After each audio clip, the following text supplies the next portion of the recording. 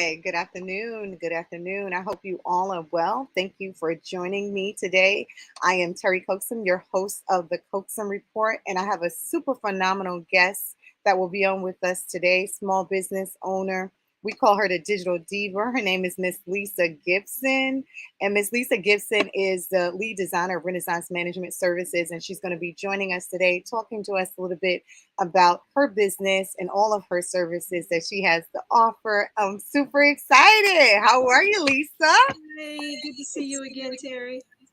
Good to see you as well. So you're on the Coaxum Report. We're on our TV network. You can also download the app. We're powered by the Marketplace on Callaloo. You can catch us on Tempo, WXTX Bloomberg, and we are broadcast throughout all of Southeast Asia, the Caribbean, and here in the United States. And it is truly a pleasure to have you join the show today, my digital diva, my sister from another mister. Nice, So nice. talk to us. Talk to us. I like to bring the Coaxum Report to our small business owners, talking a little bit about services. And you're doing a phenomenal job in the technology and web space. And so just want to talk a little bit to our listeners about what you're doing and how you're doing it. And then I want to talk about some of the barriers to access. And then we're going to talk about, because I'm all about solutions. We're going to talk about what we can do to do it better. So talk to us a little bit about Renaissance Management. Well, as you said, I am the digital diva. I always tell people when it comes to what I do, I have a joy, not a job. I absolutely love what I do. I've been doing web and graphic design for the last 26 years. And Mhm. I know people think, well, Wait, hold on. 26 years. You only look 22. So I I don't know. know, I know, right? I came into the negative when I popped into the world here, but I'm a 1967 baby, and due Bless to how you. much. You don't look a day over 25. Thank you. That's what happens when you have a joy and not a job. I When you love love what it. you A do, joy and it's not a that youth and job. that energy. I won't say that it's not stressful, but it's that good stress. That's right. And it's that good energy that comes with it. I get to meet some amazing people that I help bring their vision forward as to how they want their businesses represented in the internet world, That's virtually. right. That's right. And so Right. with it, we do, like we said, web and graphic design. We do business organizational development, search engine optimization. We Yes. help you with it all. Yes. It's really, I would be remiss if I don't talk about all of the times that I've had to tag in Lisa and her graphic team to make Coaxum Connect look good, to make Coaxum Connect Wellness Foundation look even better. And more importantly, we share an organization together. So to make sure that our organization was represented and represented well by our digital diva. And so it truly has been a labor of love throughout the years. So I enjoy you helping me bring my vision into fruition and also inviting me not to do graphics. And Lisa knows that's a running joke between us. I tried on occasion to do some certificates, and she said, I'm going to invite you not to do that. And of course, she made it look wonderful. So it's truly, truly a pleasure. So, Lisa, talk to us a little bit. I mean, you're a woman in this technology space. Yeah. And so, and you're MWBE, you're certified, you have contracting opportunities with the state and with the city. So how do you operate in that space? I hear a lot about the barriers. One of the main ones we talk about often every week is access to capital, and then even after getting the contracts, operational capital to be able to secure a contract. If you got $1 million contract, you need to have the operational contract to be able to do it. And so some of my businesses say that is a barrier, access to them growing. So talk to me a little bit about some of the barriers that you have in the technology space. Wow. Early on, and when I was working mostly with other companies and providing my consulting services, it was a barrier. It was a gender barrier. Men dominate Ah, the industry. that's So right. being a woman and being a black woman in it, I Right. constantly had to prove that I knew what I was doing and what I was talking about. Hmm. After the gender barrier, there came the race barrier and almost the cultural barrier. Oh, You wow. my sisters and brothers from overseas, were getting more credit and credibility than I was getting, even with my experience superseding theirs. I still had to kind of validate and justify myself in that I knew just as much, if not more. Um, it didn't necessarily come from them. It came from the culture here in America that, well, these are the people that we think can do it, and Wow. me and these other people are looking at each other like, well, we can all do it. Can't we just work together? That's right. But we were kind of forced into a separation situation. Wow. So after the gender, then the race and culture, then you kind of had the economy of scale, if you will. I'm a Mhm. small independent Mhm. business. I That's worked right. by myself for the longest. I've now grown to a staff of four, and we are great in that we work well together. We understand the vision of the whole company, but we also have the same enthusiasm for every client. There's no That's client right. that's more important than the other. We enjoy educating our clients. We enjoy seeing their vision come through and them That's being right. proud of what they have representing them out there in the internet. The world is global. It's not just local anymore. That's right. That's You're not putting up a little sign in your yard saying that, we got lemonade for sale. right. You got to compete with lemonade from China. But And throughout all of Asia. all of Asia. So the barriers then become economic, if you will. Can you keep up with your competition? That's Who is right. your competition? And That's right. my competition was other small website, building companies and the services that they offered. So I focused in on a niche, which was more of quality, clean design and Mm, being able to have a customer maintain their site, because a lot of my solopreneurs wanted to be able to do their own website maintenance. Well, we that's had to right. build a content management system that was as easy to work as Microsoft Office. So my company does the majority of their platform building in WordPress, because That's right. WordPress is fairly easy to maintain, and we That's can right. educate you in that. And it's grown from there. Our clients were super happy, and our clients told other clients, and their clients told other clients. And, we've just been blessed with a very robust referral system. So I love this conversation and I'm glad we're having it. It's really timely. Because as we are pivoting, like we've been forced to pivot because of COVID, right? yes, Prior to COVID, a lot of my clients that I work with were a little reluctant to have marketing, were a little reluctant to have a website, and some were even reluctant to have any kind of pay system in place. And then COVID happened and everything shut down, and they were like scrambling behind the eight ball to make sure their services were in place because everything else was shut down, right? And so that was one part of it. So making sure that they have a company like yours that is able to build out their platform to their vision that's simple, that's clean, but more importantly, that's workable for them. Secondly, marketing is important. Like you just can't put that little sign in front of, your house and expect everyone to be your customer, because if everyone is your customer, then no one is your customer. And so yeah, it's really timely to have this conversation, especially for those that are listening to our show today, making sure that they understand the importance of one, having that technology based website build that speaks to your business, that's clean, that you can actually go into it and service it if you need to, right? For me, you've invited me not to do that, so I'll have to just pass that back to you because I'll mess something up, right? But I think it's really important that we have these conversations. We're getting ready to take our first break, but when I come back, in addition to talking about technology, I really want to talk a little bit more about, the threefold barrier that you just described, which is very different than any of my other business have described in any of the previous shows. So I want to kind of horn in on that. And then I want to get to some of the best practices and big ideas of how you were able to now get together and work together with these different companies that saw you as competition, but realized, you were the truth and yeah. then wanted to partner with you on more than one project. So we're going to talk about that. We're going to take a quick break and we'll be right back. Thank you so much, Lisa. Thank you. Give me more. We about to blow. Give me more. Give me more. We got one life, so we not gon' waste it. Live a large life, the rich and the famous. Oh, oh, oh, oh, oh, oh, oh, oh, oh, oh, oh.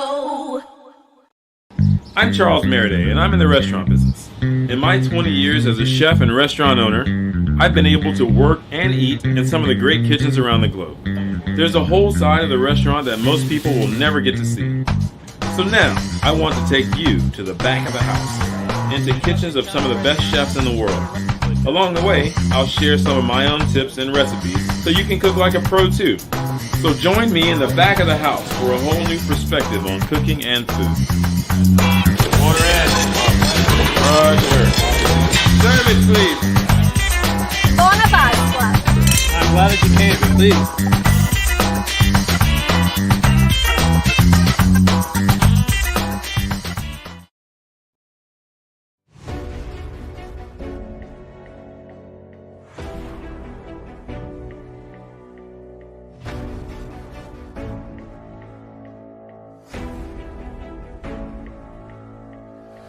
Next year I went back, I ended up winning and became like, got the Marvin Sims Award, which is like the best diverse actor.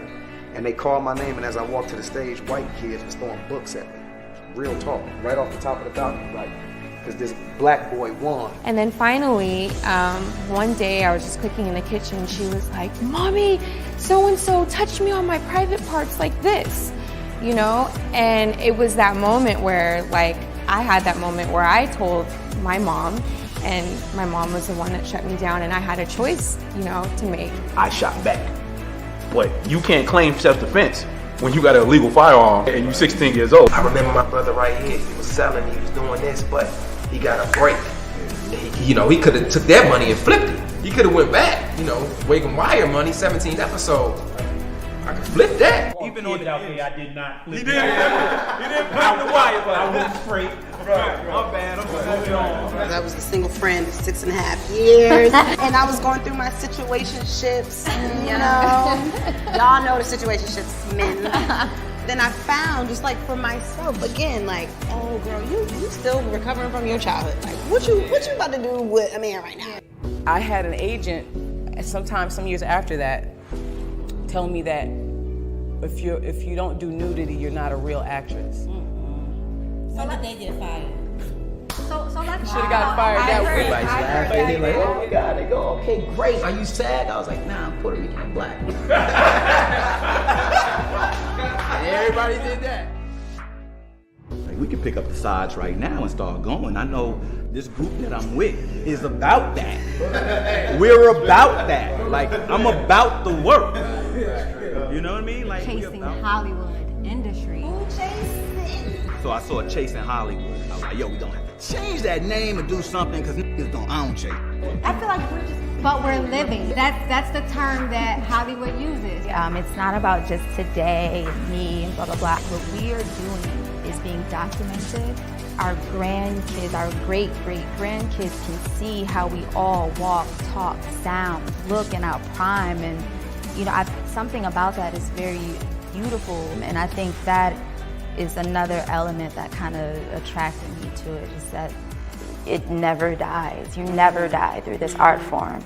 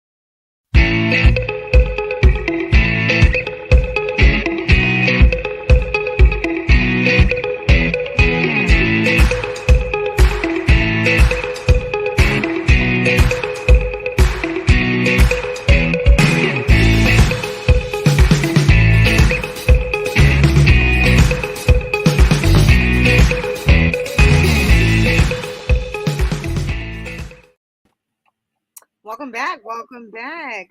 So for those that are just joining us, this is the Coaxum Report, and I have the digital diva, Miss Lisa Gibson from Renaissance Management, on today with us, talking a little bit about some barriers, best practices, and big ideas. And if you need to get the first segment of the show, you can download the app on our TV network. And we're also powered by Callaloo and Tempo and you can catch us later on either Android, Amazon, or Roku. So, Lisa, you've been giving us a few, just some enlightened moments about starting in this business and being in a technology space, which is a male-dominated space, as we discussed prior Yes. to a little break. And something that you talked about is different than any of the other shows. I want to kind of horn in on that a little bit. You talked about a threefold barrier. You know, we used to get a barrier access to capital, a barrier no marketing budget, or something, no contracting opportunities, or any of those things. But your barrier was threefold. One, your barrier was gender. So you talked a little bit about your barrier being about gender. Then second, you talked about being race and then in culture, and those opportunities. And then the third thing you talked about basically was, just having to prove yourself in that space as far as your experience. Even though you had more experience than some of your competitors, you still had to prove yourself over and over again, despite your race, despite your gender, despite your culture, and despite your experience. Yeah. And so, this is very different than any of the other conversations I've had with my other small business owners and entrepreneurs. So tell us a little bit about how you were able to push through all of those barriers to be as successful as you are right now, because you're doing a phenomenal job, and I see multi-million-dollar contracts in your future. So, let's continue to build wealth. That's my goal. I just got my new crystal ball too. I saw the same thing. Okay. Yes. Let's just start with the gender. You kind of have to keep up with the big boys. If you're gonna want to be able play in to that space, yeah, you got to know the rules, and you got to understand, the language that's being spoken. 9 times out of 10, I tell people all the time, don't think that you don't know something about an industry or discipline or a business because you don't understand the language. That's right. Understand the lingo, you got the rest. And we can even say that same thing with our kids. We can communicate better when we understand what the heck they're talking about. That's right. We hear it in their music, we hear it in their local conversations with each other. So, my daughter has become my own UN translator for a lot of things when it comes to some of the things that the younger people are Mine saying. as well. My 2 daughters as well, and including the baby, even a 4-year-old. He's translating some things that I wouldn't traditionally even pay attention to. Just something as simple as, do you know how many planes fly over New York City? I mean, every time the plane, auntie, the plane. I'm like, wait, how many planes? I've never paid attention to that before. So you're absolutely correct. Paying attention to, one, your surroundings, pay attention to the language, and more importantly, investing in yourself to understand your industry. Because like you said, if you don't understand the lingo, if you don't understand the language, if you don't understand what's being spoken to you, then you can't pivot. You can't take that opportunity, whatever that is, and take it to the next level. And I think it's really important that you're putting that up front. You're saying invest in yourself, invest in your industry. If this is something that you're really interested in and you want to be successful and you want to, overcome that gender gap, then you need to invest in understanding the language so you can take it to the next level. I like that. That's good stuff. Along with the lingo, in this industry is dominated more by certifications than it is degrees. So that's interesting. Understand what it is that you need to certify yourself in to not only be better disciplined at the service you're going to be providing, but once again, to understand the language and how it affects the services you're going to provide versus what your clients are looking for. I don't do Amazon Web Services websites or buildings or services or servers or anything else like that. But if my client needs that because of the scale of their business and the things that they want to do, I can point them in the right direction. It's not my niche, but I do understand my niche. You talk to me about, regular Linux hosting servers and things like that. I got you, but the other stuff, no, but I know where to point you in doing that. So your certifications will help qualify you. It'll also get you in the door with a lot of things to have conversations with others. That's it. Now, that leads me to 2 things that I always make sure, not just personally, but professionally, that you have. Mentors. And it's not just a mentor that you and that mentor identify with each other, but you should have that mentor that doesn't even know that they're your mentor. You're watching. How does that work? you watch and you learn. And I'm going to name one that I know is your mentor, and she doesn't know it, but I know she is. Kathy Hughes. Yes. Okay. You're watching her. You're looking at how she does things. And you look at the impact she's made. And Carla Harris and Yeah, Reverend Dr. Susan Johnson Cook. And There you go. you're absolutely correct. And Oprah. Yes. You're absolutely correct. Look at them, study them, look at what they went through. We're standing on their shoulders a lot of times. Absolutely. And again, they don't have to know. They don't know us. They don't know me. I don't know. Everybody knows you, Terry, but you know, they don't know me. But I've studied these people. I've studied other women in IT. I come from a background and culture to where before I graduated high school, I was programming in 3 different computer languages because my school had us doing that. And my freshman year, my senior year in high school was my freshman year in college. Wow. You know, things like that. So I have been immersed in technology forever. And that's important. Yeah. That's really important. But I want to go back a little bit. Because you talked about understanding your niche market. Yeah. Understand your business, right? Understand your capacity. Like these are all 3 things that you're saying in this conversation that we're having on the second part. So we talked about the gender gap and understanding the lingo and understanding the language and investing in yourself. But then you went a little further and said, understand what you are delivering. What is your deliverable, right? And I'll go back to not everybody is your business. If everybody's your business, everyone is your customer, then no one is your customer, right? So understanding that language, understanding your capacity, right? So I'm not going to take on a $6 billion contract if I don't have the capacity to deliver on that contract. So understanding what you're capable of doing. But you said something even more important. You said have the relationships that you can point them in the right direction. Yeah. Of who is that niche market belong to, because you're not everything to everybody, right? But you know who's available and who's able to do that stuff. And so for all of those that just tuned in to the Coaxum Report, Lisa's dropping some nuggets here. I need you to grab your pen and your paper and start taking notes, because something important she just said. She said, make sure you understand who else is out there delivering the services so that you can partner with those services, point someone in the right direction. You understand the capability of the other individuals. And I always say there's a lot of pie out here, and everybody deserves a slice of the pie. And we don't all want the same piece of the pie, right? Right. And so it's really important for us to understand that you're not my competition. In fact, you're my partner. There you go. And it's really important that you just mentioned that in like the top part of our conversation, because a lot of people believe that everyone is their partner, and that holds them back. That really begins to be a barrier. Yeah.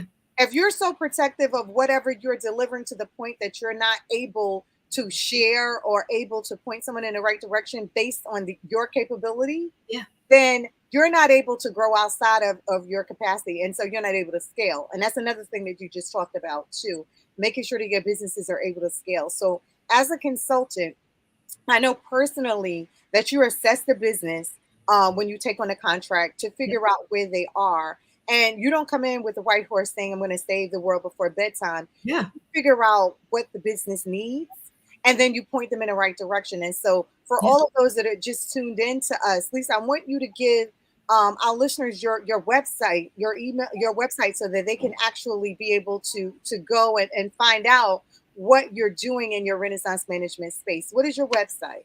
Please share that. www.renmanser as in Robert, V as in Victor.com, renmanserve.com. And you can just even Google Renaissance Management Services and Studio of Design. That's the full business name. Awesome. Because I think it's really important for individuals that are tuning into us today to find out how to locate you later on. Yes. Because your services are so invaluable. And so it's really important for our small businesses to have you as a tool and a resource. We're going to take another quick break. Time flies when you're having fun. Oh my goodness. And we'll be right back to talk a little bit more about all these nuggets that you're dropping on the Coaxum Report. Thank you so much, Lisa, for being a part of my show today. I used to watch BET, MTV, VH1, now I watch Tempo. Soca, Calypso, Reggae Dancehall. Don't stall, better get tuned in to the tempo. Don't have cable, they got an app. Go to your app store, download that. Whether it's tourism, cuisine, or the social scenes, if it ain't tempo, it's a rap. Who got the Caribbean views? Tempo. Mr. Latest in Caribbean news. Tempo. You tryna cook Caribbean food? Tempo. You know they got the music videos too. Tempo. Who got the Caribbean views? Tempo. Mr. Latest in Caribbean news. Tempo. You tryna cook Caribbean food? Tempo. You know they got the music videos too. Tempo.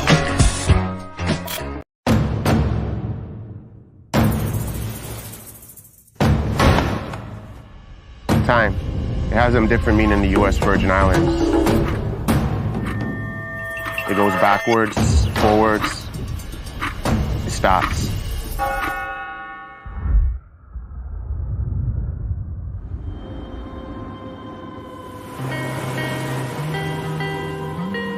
St. Croix is rooted in history. So much of it still remains untouched.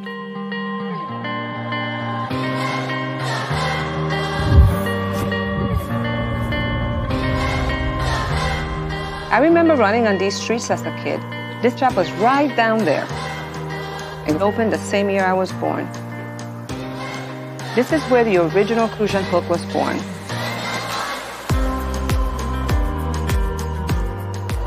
It's the symbol of these islands. And I wanted to have my hands in that very same history. I want to be able to pass it down to my family while still putting a new spin on it. The U.S. Virgin Islands, we have an amazing culture that developed over time from all over the world.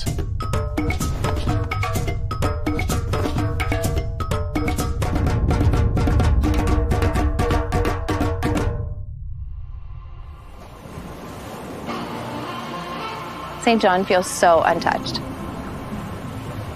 Being underwater is like another world. There's no worries, there's no stress. I can just escape.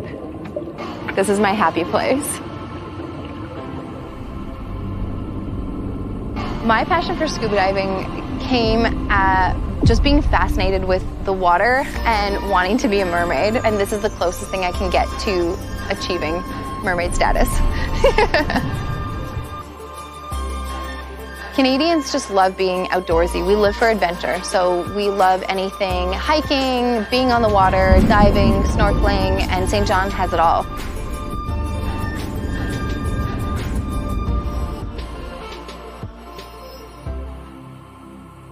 It's like some spirit is protecting the island and keeping them raw.